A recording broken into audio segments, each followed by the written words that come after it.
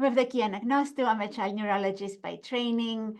I'm the principal investigator for the POND network, which is the Province of Ontario Neurodevelopmental Disorders Network.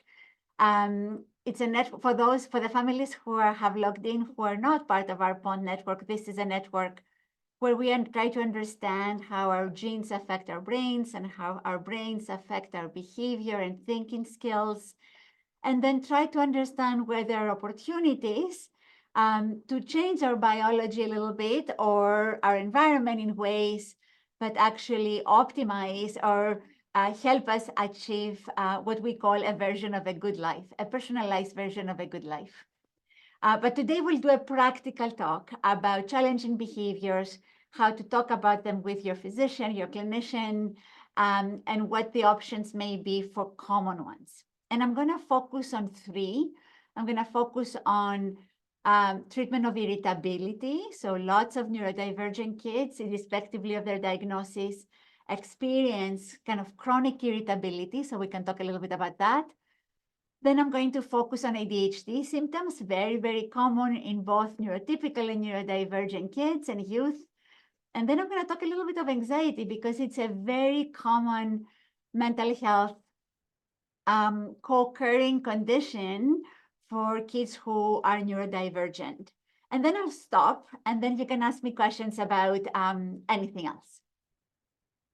All right, so let's get going. As I said, I am a scientist and the principal investigator for POND. So I do have funding, research funding from many organizations. Most are federal and provincial, including the Ontario Brain Institute that funds the POND network. But I also sometimes collaborate with industry also to try to help make good decisions as new potential medications may be coming forward, but also to help get medications from other areas of medicine into the area of pediatric disability, autism, ADHD, obsessive compulsive disorder, rare genetic syndromes, so that we provide more options for kids and youth and families who may be experiencing distress in these conditions. I will not touch anything that I have consulted on today. We're going to talk about the bread and butter important things that you need to think about as when you're speaking to your clinician. But if you have any questions about this particular slide, please ask me. All right, so let's start talking about irritability. Irritability is a tricky one. It's a very common one. So it is the most common symptom for which we get referrals to tertiary psychopharmacology clinics that serve neurodivergent kids in the Western world. The problem with irritability is that it is not very clear what it is. So we know when we see an irritable kid, they're tantrumy, they're upset, they cannot self-soothe themselves, they may get aggressive, they may self-harm, but where it comes from is not always very obvious. So although we're going to talk about some medications for chronic irritability, because it is a common interfering symptom or behavior or observation that we make in neurodivergent kids, we first need to talk a little bit about how important it is to think about where it comes from. So you can imagine a youth that has a lot of emotional dysregulation. So they cannot manage their emotions. They cannot manage to soothe themselves to kind of bring down the level of distress that they experience. They cannot talk themselves through the distress that they may experiencing to try to explain it and actually help themselves actually cope with the very reasonable distress that may be experiencing. What people see on the outside is an irritable child and youth. You can also think of a child who's getting anxious and worried. And so signs that they are getting anxious and worried, so they may be starting to fidget and starting to, in the classroom and starting to not paying attention and starting to move a lot around and nobody actually realizes that there is something wrong. So that child experiences anxiety more and more and more and more. They keep escalating. And then all of a sudden, they have a major tantrum, and the teacher has to empty the classroom, and the school is shutting down the school, and they are calling emergency services because of severe irritability. But really what they had was anxiety that nobody actually noticed, because the symptoms, the presentation was not what we see in typically developing kids, often where they actually express a worry and they articulate their worry. And therefore, they kept escalating and escalating until they couldn't manage the anxiety anymore. And now we're seeing a very irritable, potentially aggressive child. You can also think about our kids and youth who have sensory symptoms. So most of us have to manage the input that comes from the sensory environment all day long. And most of us do it fairly well. We do it by moving, we move it by crossing our legs, moving around in our chairs, rocking a little bit, applying pressure on different parts of our body without even thinking about it. When we like cross our arms, for example, we give ourselves deep pressure stimulation. And this way, we actually regulate, without thinking about it, we regulate the sensory input that comes into our body. For a lot of neurodivergent kids, irrespectively of diagnosis, regulating sensory input can be a very hard thing to do. And in fact, often they require an external person, another person, to help them regulate sensory input, rather than themselves understanding that they're experiencing some sensory dysregulation and applying techniques that help them regulate their sensory input. So you can imagine, again, a child in the classroom experiencing sensory dysregulation, but ultimately they will get more and more stressed out by their inability to manage their sensory input. And ultimately, they may present with significant irritability, whether they hit another child, whether they have a tantrum, whether they cry, whether they kind of look like they're emotionally labile. Those kinds of symptoms could come from not being able to moderate our sensory input well. And then you can think of kids who have rigidity in their routines and rituals. So these could be kids who have that are autistic.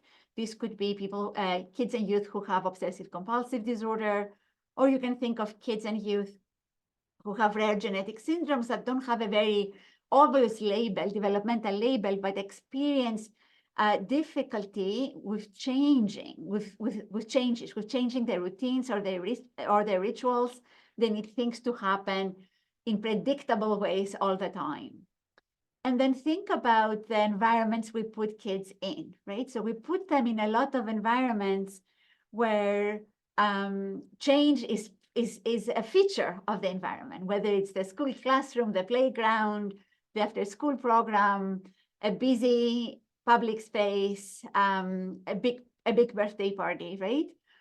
Those times for kids who have insistence on sameness, or they don't like change, present times where they get dysregulated, and they can often present with irritability and sometimes aggression, just because they cannot tolerate that change.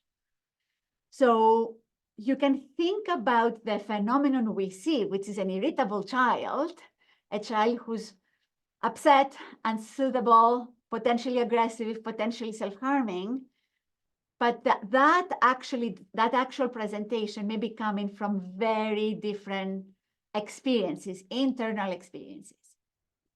So when we talk about medications for irritability, we have to be careful, right?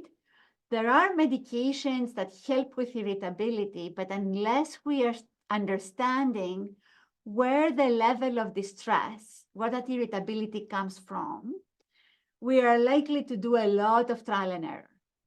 So as a family, when you are speaking with a clinician, and we'll get into the medicines in a sec, we'll talk about medicines, you also need to actually help your clinician, or have your clinician help you try to understand where that irritability is coming from. So for example, I would argue that if a child has anxiety but doesn't have the ability to communicate their anxiety well, the right treatment is not treatment for irritability. The right treatment is treatment for anxiety, right? A child that has sensory dysregulation and cannot manage the sensory input likely does not need a medication with a lot of side effects, but may be helpful for irritability, but needs a good occupational therapy assessment and a plan about how we're going to meet their sensory needs, right? But now let's talk about how to think about irritability a bit in the doctor's office, how to help your doctor help you, basically. So first of all, there are a couple of risk factors for irritability that are important for people to know, irrespectively of diagnosis. So if there is autism symptomatology, if a kid is autistic, the more severe the autism, typically that predicts, more severe autistic symptomatology predicts high irritability levels. That does not mean that all kids who have severe autism symptomatology will be irritable. It's just more likely to show up in kids who have severe autism symptomatology. We also see it with kids who have severe intellectual disability. Again, irrespectively of other diagnoses, kids who have severe intellectual disability tend to be more irritable. We can think a little bit about why that may be, right? So it could be that there are underlying biological conditions that predict intellectual disability, but also predict irritability. So that irritability is part of the condition itself, right? But it could also be that a kid with severe intellectual disability may be more likely to not have been given a proper communication system. All kids can have a good communication system, no matter what their level of functioning and ability to communicate. But it is true that we see in kids who have more severe intellectual disability, a higher number of kids who don't have adequate communication systems. Well, what happens when you don't have an adequate communication system? You want something, you have a need, or something is bothering you. You have no way of communicating that. What is the best way to get the attention of your parent, your teacher, that you have an unmet need or something is bothering you but you cannot communicate? Typically, these kids tantrum, they can get aggressive, they can get self-injuring, to actually get an adult to actually pay attention to the fact that they have an unmet need, right? So in that case, we would not call the irritability part of the underlying condition. The kids are irritable because we have not given them a means to actually communicate their needs properly, right? So it's not surprising that we see high irritability levels in kids who have severe intellectual disability or in kids who have lower adaptive functioning. So across the intellectual disability spectrum, kids who in general don't have a lot of functional skills tend to show more irritability. The other thing to think about is that a lot of our neurodivergent kids have more than one diagnosis. In fact, for the POND families who are attending, part of our POND data has shown that the underlying biology that predicts development in a less neurotypical way predict a variety of different diagnoses, not specific diagnoses. So it's very common that neurodivergent kids will experience anxiety, depression, or other mental health conditions. And again, we can hypothesize the why, right? So the biology could be predicting both neurotypicality, let's say, and anxiety, because that's the version of the condition a child has. Or it could be that a neurotypical child, a neuroatypical child, a neurodivergent child experiences the world as a more stressful place. And therefore, as they grow, as they approach in puberty and hit puberty, they experience more anxiety, more mood disturbance than typically developing kids who may experience the world as a less stressful place. Again, I'm making generalizations here. We're talking about the average, the majority of kids. Plenty of typical kids have anxiety and mood disorders and experience the world as a stressful place. And plenty of neurodivergent kids, and we're going to talk about this in a second, actually experience the world as not as much as a stressful place. But in general, the world has not been designed to accommodate neurodivergent children, youth, and adults. So there's the work that needs to be done by a person, a neurodivergent person, to get integrated in our world is higher for a neurodivergent person on average than a typically developing person.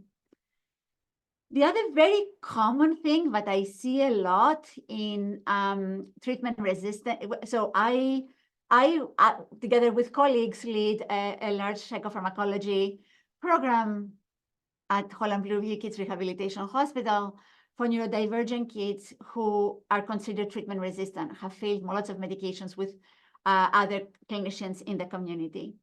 And a common thing that we see when kids present to us as resistant is that they have something completely irrelevant to a developmental or a mental health diagnosis that makes them irritable. And they're very common things like severe constipation and gastrointestinal distress, reflux, constipation. If a child does not have the ability to properly communicate that they're in pain or they're feeling physically unwell, the most easy way to communicate to their parent that they're just not feeling good is to become irritable and look tantrumy and self-aggress and aggress against others. But none of the drugs that we use for irritability are good constipation medications. So if the underlying problem was a physical issue like constipation, and we prescribed a psychotropic medication for irritability, we're not treating the condition that's actually causing the irritability. In fact, we are probably adding side effects that make the underlying condition like constipation worse. Sleep disturbance is another one. So across neurodivergent conditions, from autism to ADHD to OCD to intellectual disability, we see sleep atypicality, and many more kids who are neurodivergent experience sleep disturbance than typically developing kids. Now, for the moms in the room, for the moms who are attending, I want you to think what your sleep pattern was like after you had your child, the kind of sleep deprivation that you experienced for a period of 2 to 3 months. Imagine having that kind of level of sleep deprivation for years, right? Having severe sleep disturbance and actually have it as part of your condition so that you never actually sleep really well. And you experience sleep, either atypical sleep or sleep deprivation for years. What do you think you would look like the next day? It's a very common presentation. When I usually train young clinicians, I tell them to think about what they're like when they're post-call. We are all irritable post-call. We are all short with our temper post-call because we have been sleep deprived for one night, just one night. So think a pattern of chronic sleep deprivation. It's very common to see actually the presentation of chronic sleep deprivation be severe irritability, aggression, and self-injury. So again, the psychotropic drugs that treat the irritability are probably not your best bets for managing sleep disturbance. So understanding again where this irritability comes from is critical. And then, of course, we need to think about irritability as an expression of distress. So basically, a child is telling us that they are distressed, right? And they can aggress, they can self-aggress, but at the core of it, they're distressed. So there are other things we need to think about, right? So biological things are important. Is this part of the underlying condition? Is this a side effect of another part of the underlying condition, like a physical symptom or a mental health condition? But is there something else going on that may not make it appropriate right now to give medication? So think about major life events in the life of a family. So a death of somebody, a divorce, a major move, those kinds of things can make neurodivergent kids present with irritability to the physician's office, but actually it's coming from a need to communicate that they're upset. And then think about other social factors that we often forget. So things like something having happened in the community, think about food insecurity and poverty.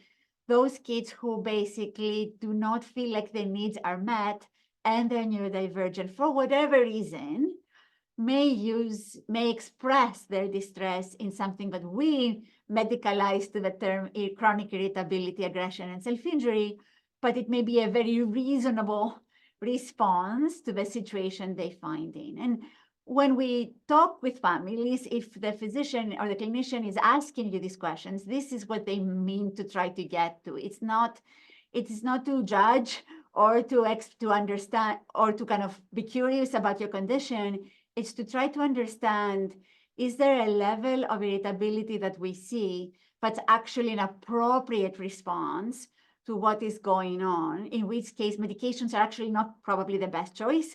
Something that addresses the underlying situation in your family is probably the best choice. So you may get those questions when you go to a clinician asking for help for severe irritability and aggression and self-injury.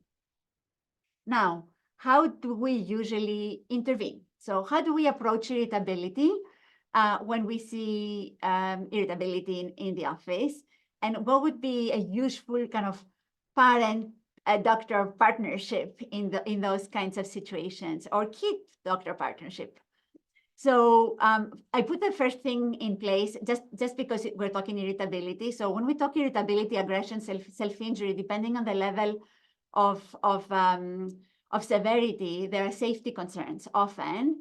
And so we need to not forget that we need to be putting safety plans in place, and the safety plans cannot be on a single location. Sometimes I see kids who have a safety plan in school, but not at home, for example. So people at school are fine, but people at home are not fine. And think about neighborhood and other settings where your child lives. We need safety plans if we have crossed that line into unsafe behavior. But beyond that, we think about interventions that are not medication, and then sometimes we think about medication behaviors. I would say for mild irritability and minimal aggression, we tend to not jump into medication right away. And we're thinking about the interventions that you may be already getting in your community. So there could be educational interventions, there could be speech and language therapy, there could be occupational therapy, as I said before, for emotional regulation, there could be behavior interventions depending on the diagnosis you have and the type of service that you get. And we typically say that there is no magic bullet. So you don't need to go find some very specialized irritability intervention. If you have interventions in place for other things, most clinical providers that provide interventions in these areas can address mild irritability and mild aggression through psychosocial interventions.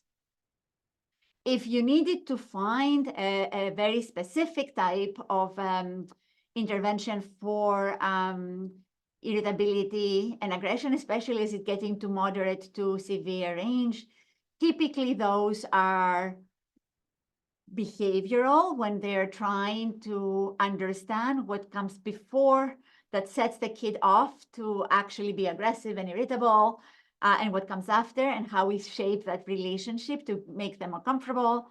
Occupational therapy is often helpful both for emotion regulation and sensory dysregulation for these kids. And I keep speech and language therapy there because kids who do not have communication systems will get irritable. And rightly so. I would be irritable if I had no ability to communicate my needs, right? So we cannot ignore the role of adequate communication systems in decreasing irritability in kids who have limited language ability or speech ability. But sometimes we have to go to medication. And today, you guys asked me to talk about medication. So I'll tell you what the medication options are. We can think through them a little bit. And then again, feel free to ask questions around them. So there are basically 3 groupings of medications that can help a little bit with irritability and aggression. The first group, they're called alpha agonists, and the 2 names that you will see in Canada are either clonidine or guanfacine. And the name for guanfacine, the brand name, is Intuniv. They're used for ADHD, and we're going to talk about them later. but we are also using them in moderate irritability and aggression, because what they do is they help with arousal regulation. What do I mean by that?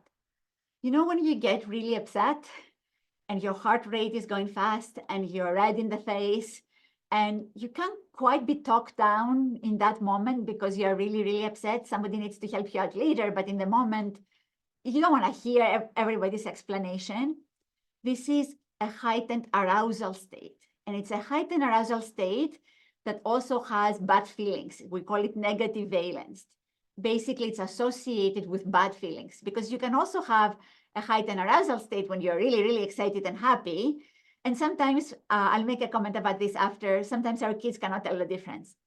But when a child is living at a high arousal state all the time, the distance from baseline to melting down is very short, because they're already hyper-aroused. They're already feeling that kind of state of agitation that we feel when we get hyper-aroused. And sometimes it's all that we need to do with medication is bring that arousal level down. We don't need to go after aggression and irritability. All we have to do is bring their arousal level down so that there is more distance between their baseline and at the time that they're melting down. And in those cases, this is why it's important to try to figure out where irritability is coming from. Using an alpha agonist can be a useful thing, because that's what they do. They bring arousal levels down. So although not irritability drugs, they can be very helpful, and they have much fewer side effects than drugs that are actually developed specifically for irritability. So they are part of the arsenal. The main side effects are sedation. So kids do get groggy, especially at the beginning for the first 8 weeks of treatment. So you need to have a conversation with your physician about whether this is the right time to experience 8 weeks of sedation. Most kids will get out of it by the 8-week point, and you will see the actual real effect of the drug. Also Intuniv, which is the one that's approved for ADHD purposes by Health Canada, can cause decrease in appetite. So again, depending on your child and the profile of your child, you may worry or not worry about this one. There are some supplements that can be helpful for mild to moderate irritability. And so for those of you who don't want to take a severe side effect profile on, and you want to just get a little bit of help to try to think through the irritability of your child as you're trying to figure out what's going on, you may get some benefit. So the one that I usually put forward is something called N-acetylcysteine. It exists as an over-the-counter supplement in your pharmacy.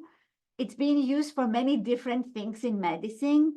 In the pharmacy, if you go to get it as a supplement, it's most likely put out as an immune booster, something to take when you may need to boost your immune system, and that's because it's a good antioxidant. It's a relatively good antioxidant in our body, and so that's about general health. But it also crosses our blood-brain barrier. So when we take it as a pill or as a syrup, it actually does get into our brain. And when it does get into our brain, it actually brings down noise. So the theory here is that a lot of these kids who are irritable have what we call noisy brains. They process a lot of information, they process it appropriately, but they process a whole lot of it. And at the same time, so everything gets drowned into noise. That makes learning harder, right? But it can also lead to distress. And for some of these kids, they may present with traditional irritability, aggression, and self-injury. So there have been some data across neurodevelopmental conditions to suggest it's weak. I'm not going to pretend that it's the best data we have, but it does suggest that there may be a benefit to some of these kids when they have the high noise in their brain, and we don't know who has it and who doesn't. So it's a bit of an experiment to actually consider a little bit of an N-acetylcysteine. This is a randomized controlled trial. For those of you who haven't seen me showing you how to read these things from papers when you do your literature, when you go on Google and you look for information. What you see here is how much irritability decreased in the supplement versus how much it decreased in the sugar pill, the placebo. So you'll see you got a much better decrease of irritability in the supplement than you got in the placebo. So again, because the drugs that actually target irritability have a lot of side effects, if you're looking for mild to moderate effects, you could consider a supplement like an acetylcysteine from your pharmacy to discuss with your clinician to get a little bit of benefit, to give you the opportunity to teach more skills to your child when they're calmer, and you can get a bit of a sense of what's happening with them. But honestly, if you do your literature search on Google Scholar or something, you will see that the drugs that have approval for irritability aggression, especially for severe irritability aggression, are the atypical antipsychotics, and you can use some typical ones too. Parents often asking me why you would use an antipsychotic in a neurodivergent kid. And my response is, you need to ignore the names. Just because we call them antipsychotics does not mean that we're using them for psychosis. This is when originally those drugs were described, they were used for psychosis, and that's why they're labeled antipsychotics. But in fact, what they do is they decrease severe irritability and aggression in neurodivergent and non-neurodivergent, actually, children. Again, they don't have a lot of specificity for specific diagnoses. We have more data in some diagnoses than others, but we have data that transdiagnostically across different diagnoses, if you have severe irritability and aggression, these medications can be helpful. Now, why don't we use them more if we have them and we have approval by the FDA to use them? The reason we should not be using them a lot is because they have a lot of side effects and a lot of medical risk.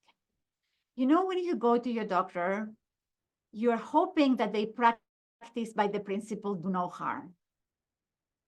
The minute we start using these drugs, we do harm. There is no more do no harm. We actually cause harm. The discussion is balancing harms. So if you have a child with severe irritability aggression, who's about to lose their school placement, their home placement, you cannot cope, the other kids are in danger in the house, they are in danger by the level of self-harm they do, then we're in a place where we're not in the do no harm place, right? We are in the place where harm is being done, no matter what we do, and we're trying to go the route that minimizes harm. But we should not be too cavalier about using them because they do cause harm, right? So we should only use them when the harm of the medication is less than the harm of not treating at all. And some neurodivergent kids spend part of their lives in situations or periods where they're actually causing severe harm to others and themselves. So what do I mean by harm?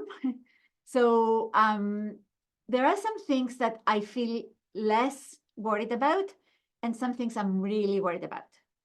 The things that I'm not as worried about, but parents usually freak out quite a bit because they look unusual, is when they get funny movements. And we call them tardive dyskinesia related movements. I put the terms there in case you recognize them or you see them in some search that you do. So these are movements that happen around the mouth, the tongue, they can happen around the shoulders, the hands, the actual trunk. They rarely are dangerous. So we see them, they're a marker of the drug having an effect on the brain, but they actually don't cause direct harm to the child. They're not dangerous themselves, right? Now, sometimes we could get, in rare occasions, in situations where it can be dangerous. The example I put there is acute dystonia, where a kid gets stuck in a movement. And most of the time, it's not dangerous, but if it's on your neck, then it can become dangerous because it could compromise in the long term, your ability to breathe. So usually we say that if that happens, you need to go to the emergency room so they can resolve it. On the other hand, there's all kinds of things that we have tolerated for these drugs that I'm really worried about. So what they are famous for is weight gain. So these drugs make kids obese. And they don't just make the kids obese. They actually come with all the bad side effects that obesity comes with. So they increase the cholesterol. They may increase the sugars in the blood, and therefore put the kids on a trajectory that after several years, they're more likely to develop diabetes, and they are more likely to have complications of obesity and diabetes, like when they become adults in terms of heart attacks and strokes and those kinds of problems. So this is why I'm saying that these drugs are not in the category of do no harm. So often parents and sometimes clinicians will say, well, he was so aggressive and he's not aggressive anymore. And the worst thing that happened is he put a bit of weight on. Well, he didn't put a bit of weight on, he put quite a bit of weight on. We know the mechanism for that weight gain, but is similar to what the mechanism of diabetes. And therefore, we actually change their health outcomes for life. We change their health trajectory. Is it sometimes the right thing to do? Sometimes it is, because the severity of the aggression, the irritability is so much that this risk is worth it, but often it's not. And so what I want you to do when you go to your doctor to talk about irritability and aggression is to actually think through how you balance the risks and also expect your clinician to monitor the risk. So I'll get to that in a second. I'm going to skip this and tell you that there are Canadian guidelines that tell us how to monitor risk, and they include things like monitoring the weight, doing blood work once in a while to look at cholesterol and sugars in the blood to make sure that the kids are not becoming diabetic, to measure the liver function to make sure that we don't impair the function of the liver too much, and so on. So you should expect your doctor, you should partner with your doctor to, if you have to use these drugs, and sometimes we have to use them, to actually monitor properly to see if we're starting to see the medical issues that come from using these medications. I would say there are some prescribing considerations for physicians that families should know about. Always ask if there is a safer alternative. Remember, if it's mild to moderate irritability, you can probably get away with a supplement or with the alpha agonist class that just brings down our arousal. Because we know that these drugs cause obesity, maybe your doctor can actually help you with an obesity intervention from the beginning, from nutrition to physical activity to potentially other things that I'm going to talk about in a second. So don't wait until the medical condition has been developed to actually do something about it. If we're expecting it to happen, maybe we can start working on those things from the beginning so that the risk becomes less.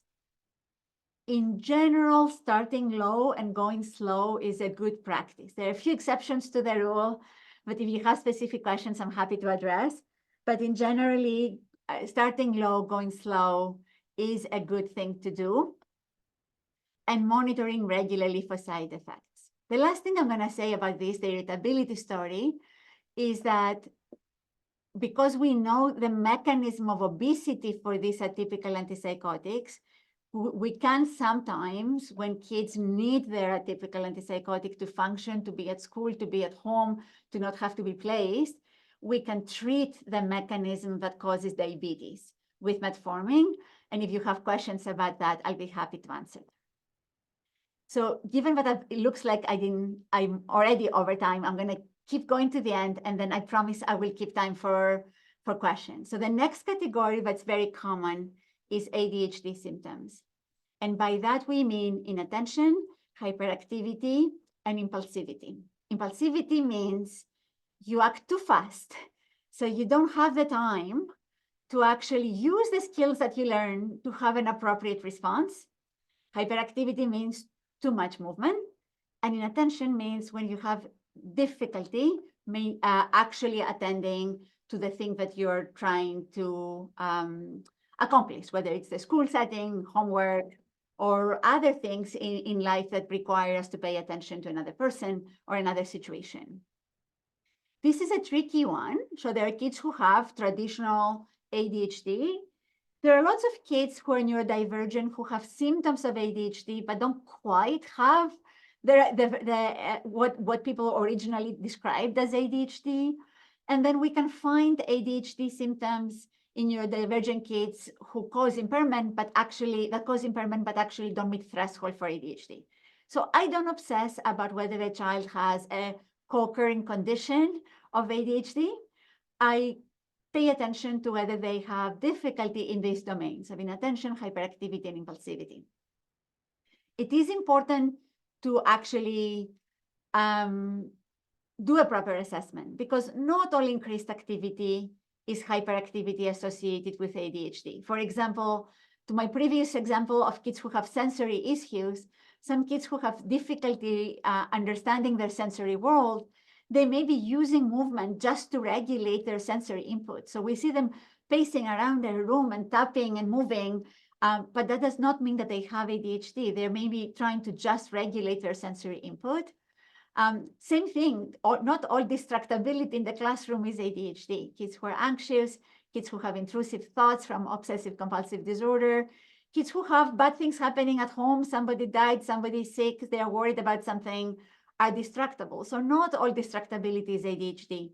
So it is impossible to get it is important to get a proper assessment to understand whether these symptoms are actually ADHD and whether in fact they're whether they are actually a disorder. Are they out of proportion to what you expect for the situation the child is in? Are they really excessive? The doctor may use some screening instruments, but the doctor may also not use screening, or the psychologist or wherever you end up for your diagnosis may also not. So the instruments, the questionnaires can be helpful, but they're not always necessary. So don't get anxious if you have a clinical assessment that doesn't involve standardized instruments. And typically, we still say that the first step is to optimize whatever intervention is in place. So if the child is having other educational or psychosocial interventions, those can be optimized to provide some skills for mild to moderate ADHD symptoms. We also need to think about anxiety and sensory dysfunction as potentially contributing to the kinds of difficulties a child may perceive. But we do have medications and we do consider them if the behaviors are causing difficulties in school. So we want the kids to learn and thrive. And if their ADHD symptoms get in the way of their learning, this is a good indication for medication. If they are limiting their activities in community, so if the family cannot take them out for fear that they're going to bolt, they're going to run, they're going to be impulsive and cause significant disturbance in a public setting, so they avoid going out, or honestly, they cause severe distress to the family. So medications are reasonable for these things, and we have better choices than we have for irritability. Again, I won't go into the details, but I can take the question. The most commonly used are stimulants. So these belong into two classes, the Ritalin-like ones and the amphetamine-like ones. Kids who are not neurodivergent other than their ADHD, so they only have ADHD, 3/4 of kids will actually respond to stimulants. So these are fairly effective drugs. If they have another neurodiversity, like autism or intellectual disability, the rates of response do drop to a little bit more than half of the kids responding, but they are still probably the best choices we have for treating ADHD symptoms. If we're not going to use stimulant medication, we can use the alpha agonists that I talked about before, the clonidine and the Intuniv or the guanfacine. In both the case of the stimulants and the alpha agonists, the hyperactivity and the impulsivity gets better. It's easier to get it better than the inattention piece. You can also, with the alpha agonist, as we talked about before, get some improvement in irritability for the reasons we talked about. Both classes of drugs cause decreased appetite, but it's more impressive with the stimulants. But you can also see it with the alpha agonist, and the alpha agonist are sedating, as we talked about before. And the last class I'm going to talk about for ADHD would be atomoxetine or Strattera. This is one where we have moderate improvements in neurodivergent kids who also experience ADHD symptoms. It is the one that probably improves in attention more than it improves hyperactivity. It can still cause a bit of sedation. It can have some paradoxical irritability, and it can still cause a bit of an upset stomach and loss of appetite. For the sake of time, I'm going to say there are some basic strategies that are good for ADHD symptoms. Usually, stimulants are a good first step. The principle of starting low and going slow, so don't be in a hurry, take your time, is a good principle, but I'm going to put another couple of principles there. Sometimes parents and doctors alike get too impatient. So they start adding medications before they have optimized the first one. So be patient, get the first one to its proper dose before you feel that it's not working well, and start adding other medications. Make one change at a time, because sometimes people get anxious and start changing a lot of medications at the same time, and then we don't know which one is doing what. And also, it is fair for the medications for ADHD to consider, especially for the stimulants, to consider taking a break and seeing what the child is like off. Some people say annually. I would not go that far, but I would say from time to time, it's worth asking, does my child still need this medication? So lastly, and I think I have gone way over time, so I'm going to do this one fast, and then we can talk. It's anxiety. So I put here anxiety because it's a very common one, and it's one that people get wrong often, because anxiety is part of life. Like, we all experience anxiety. We're afraid of things because we should be afraid of things. Evolution has preserved our fear. So if there is a threat, we should be afraid of that threat, and we should act accordingly. We should anticipate future threats to plan properly. You, as parents, anticipate future threats for your children all the time, and that is appropriate. It's strictly speaking anxiety, but it's an appropriate response to what it takes to actually raise a child and keep them safe. And then there is also the idea of panic, which theoretically is never an appropriate response, although people can experience it in extreme circumstances, even if they don't have a disorder associated with panic. But it's this kind of abrupt surge of fear that may happen. What do we mean? What do we see? What are the parts of anxiety that are very important for not to forget in neurodivergent kids? There are the thoughts, the worries, but we all experience. There is the reaction to the worry, the part where we're feeling stressed out, our heart rate goes up, we start sweating, we may flash. And then there's the action or the behavior that we see that we are calling anxiety. Now, that's true for everybody, but in our neurodivergent kids, especially in those who cannot articulate their thoughts well for a variety of reasons, right? It could be that their language is not mature enough, or it may be that they just are not very good at describing internal states, although they have good language to tell us what the issue is. Sometimes we get stuck with the other two. We get stuck trying to make a diagnosis of anxiety by just looking at the physiological response. Is their heart going too fast? Are they sweating? Are they flushed? And the behavior. Now, the tricky part about the behavior, we talked about it with irritability. Sometimes you see a behavior, but what you think is happening behind it is not the right, you make the wrong assumption. So irritability would be a good example where a child may be anxious, but doesn't talk about worries, doesn't explain worries, but has a meltdown and gets aggressive when he cannot cope anymore, or she cannot cope anymore. And then we label that irritability, not anxiety. So we have to be careful in neurodivergent kids and thoughtful when we try to understand if they're actually anxious and worried.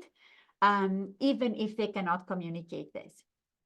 I'm going to skip this. I had a thing to talk to you about normal fears. All kids experience normal fears and anxieties.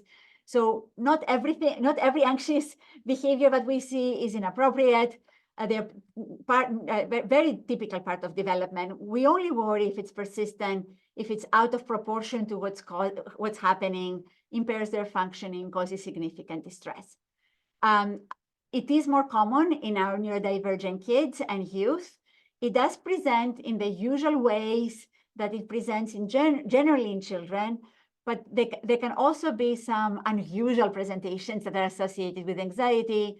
We talked about the insistence on sameness before, so not wanting change or fear of change, rigidity, compulsive rigidity that we see in OCD and in autism, and sometimes unusual fears in terms of their content, like running water or toilets or gloves or things like that, that we see sometimes in kids who have intellectual disability and so on. This is one case where being smart is not good for you. So as I said before, sometimes our kids, because of low language or cognitive ability, they may present with high irritability, but high IQ and high language skills puts kids at higher risk of developing mental health conditions, and in particular anxiety. So the idea that sometimes having not the ability to detect how you're different from other kids and not be able to articulate in detail and go down rabbit holes with language about what could happen, may be protective for anxiety. So we see the opposite pattern with anxiety. We see kids that have higher IQ and better language skills being more at risk. And I personally counsel families that I meet before puberty to start building emotion regulation skills in their high IQ, high language skills, because of that high likelihood of developing anxiety. So with that, poor emotion regulation skills, the kids who are aroused all the time, and of course, some genetic risks make it more likely that kids could develop anxiety. Let me just get to two things that I want you to take home, and then I will check your questions. When your children get assessed for anxiety, it's important that they're not excluded from the conversation. Anxiety is an internal experience, right? And so we can look at the behavior, we can look at the physiological arousal, but we can get it wrong. And we should not assume that kids who are not highly verbal cannot give us information about their internal states. We may just have to ask the questions differently. So for kids who have difficulty, who have language but have difficulty labeling the state, we may want to hear the story the way the child tells it, or we may want to see other expressions that describe their internal state from their art and other modalities to understand what they're thinking about. For our young ones who actually have limited language and have difficulty actually telling us about any worries, we can use instruments that allow them to use a visual to tell us whether they're stressed or not. I mean, there is a thermometer thing that people use. There is a little engine paradigm that people use for kids who can use social stories. You can use faces if they are good at reading faces, to give them an ability to tell us and you how they're feeling. We also should be using, for the kids who have a lot of language difficulty, we should be giving the kids choices. They shouldn't have to generate an essay for us to understand that they're anxious. If they cannot tell us themselves, we can give them forced choices to pick the one that feels more like them, and so on. There are interventions that are appropriate for anxiety. First line for anxiety treatment for kids who have adequate language does include some version of talking therapy, because there is skill building required to manage anxiety. The drugs don't build skills. For anxiety, we need to build skills to be able to manage our anxiety long term. So some form of talk therapy, depending on the diagnosis, the level of language, could be helpful, from cognitive behavioral therapy to emotional regulation training to learning how to relax and relax your body. But sometimes we do need medications. And the only thing I'm going to say about medications is that we do not have randomized controlled trials yet for many of the neurodivergent conditions and anxiety. But in general, serotonin reuptake inhibitors, the SSRIs, are considered first line for the treatment of anxiety. And although for me, they're mostly second line. So first you do your therapy, that you build your skills, then you augment with medication. There is the exception to the rule when a child is so overwhelmed by anxiety that they cannot engage in therapy, and medication would come first to get them comfortable and calm so that they can engage in therapy.